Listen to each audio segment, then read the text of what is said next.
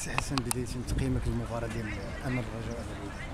الحمد لله ان اولا المقابله دازت في جو رياضي واخوي كما كيقولوا، لان كتعرفوا بان تقريبا 15 لاعب كاين في المنتخب الوطني الاولمبي من جوج ديال الفريقين.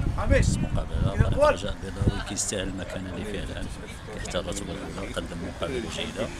فريق الوداد البيضاوي حتى هو قدم مقابله جيده رغم ان عنده عده غيابات.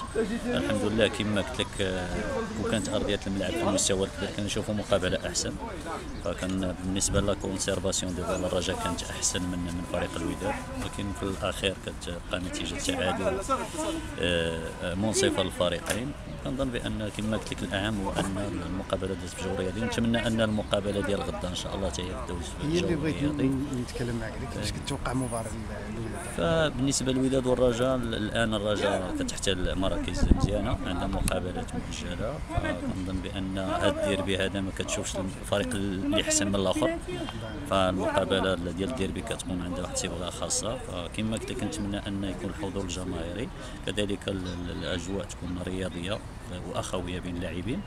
فنتمنى ان اللاعبين يخرجوا من الضغط ديال الديربي وديال كل واحد يخاف على باش ما ينهزمش، وان شاء الله بالعناصر اللي عند فروق جوج نظن ان غادي يقدموا لنا مقابله جيده ان شاء الله.